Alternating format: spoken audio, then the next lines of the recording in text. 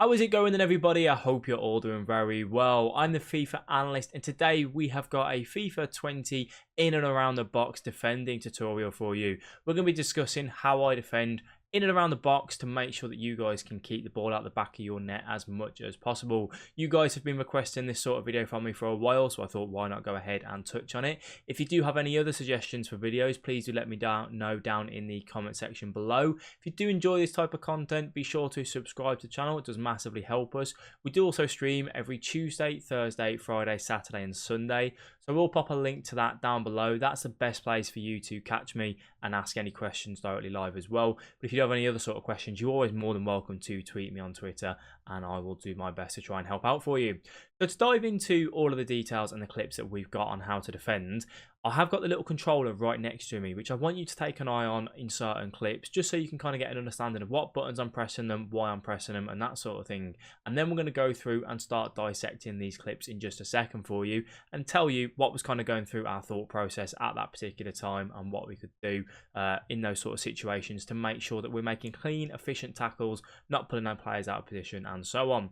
So the first situation that we've got here is just with Rio Ferdinand directly in our box, Immobile on the edge. We just step up, we make a nice little simple tackle, win the ball back, bish bash, nice and simple. However, there's a few key things that I want to take us into account here. Is that when I'm in and around the area, I tend to normally just hold L2. I will tap sprint, which you'll see in just a second. I don't tend to hold it down and overshoot too much, which you can just see there, using the analog stick, using L2 to step in and just make sure that we win the ball back nice and simple. This situation here, Mbappe comes down the right wing and gets past our Mende, plays a cross in, which wasn't too much of an issue. However, what's on my concern here is that he's played a 1-2. Werner is now going to be making that darting run into the space shown on the screen right now, and I do not want to give him that free pass. So all I'm trying to do with my Mende is keep him in that area to cover that pass if it comes through. Just holding L2 here, we're not holding R2 as well, just to make sure we jockey. Again, we go on and off sprint with a little bit of a tap, that sort of thing, and just make sure we cover that area. He hasn't got the opportunity for it to go directly into the Werner, so he carries on running, takes another touch, and by that point, the situation has disappeared. He can't really cross it. He should have looked at making a fake shot or drag back or whatever he wanted to do, anything different than basically what he did. Moving on to the next bit, again, Mende out on the left-hand side. All I'm wanting to do here, again, we're not holding sprint all the time. We're just making sure that we're using it on and off, essentially. I never really hold sprint in this area, in the 18-yard box. I don't want to hold sprint. I will tap it every now and then just to make sure we've got a bit of pace, but I will not hold it down. A lot of you guys tend to hold sprint all the time, and what that means is that you overshoot. If you hold sprint in that situation with Mende, he would have overshot that attacker and would have ended up running off the pitch, which would have gave him loads of space to kind of come into the middle and obviously drag it back in, look for the pass across, anything like that. So my biggest tip for you to take away from here today is don't sprint all the time. Use L2 literally inside the box is where I tend to do it. And you might say, what does L2 do? It's where you jockey. I'm sure most of you guys do know that. But when you hold L2, you jockey, you make yourselves bigger. It means you can then step in and make a tackle when the situations arise. For me as well, I tend to wait for the opponent to show their face. So whether they're going to go left, right, they're going to do a drag back, they're going to do this, they're going to do that, I wait for them. When I'm on the halfway line, that's when I try and predict where the opponent is going or what turn they're going to make or anything like that to win the ball back. But inside my box and just around the edge, I am so patient with it. You'll see that I very rarely, step up and really make too much of an issue out of it.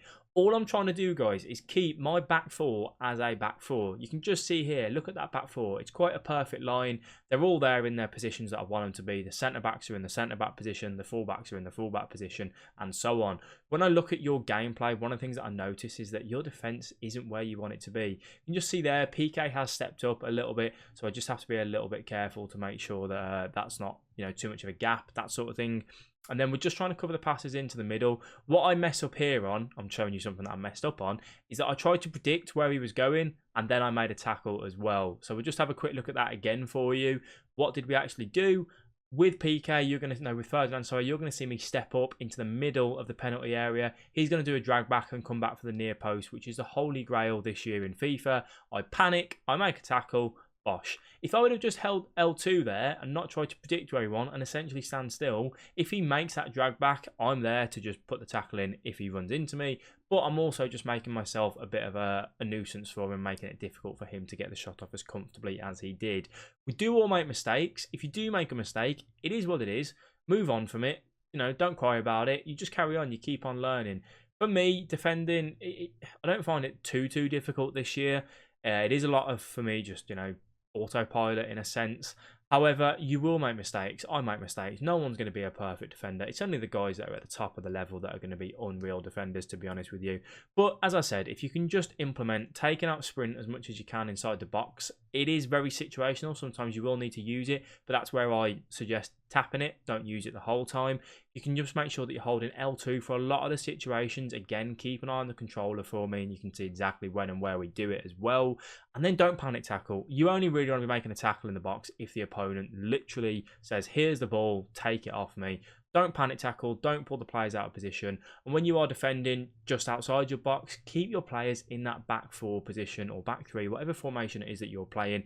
As soon as you drag your centre back halfway up the pitch, out of defence, you leave gaps in behind, makes it very easy for the opponent to obviously, you know, utilise that. You can just see, again, we're trying to keep these defence exactly where we want them to be as a whole, and it just means it's a lot harder for your opponent to break you down. Once you've got a nice solid defensive line, your midfielder is going to just naturally do it as well. You stop dragging players out of position, you make it very difficult for the opponent to grab any goals against you, which is what you want at the end of the day. And like in this situation here, we gave the ball away, we didn't panic, we just keep covering, we jockey around, boom, make the tackling and win the ball back, as simple as that. It is a bit of a shorter video today. I am a little bit under the weather, so I can only apologise.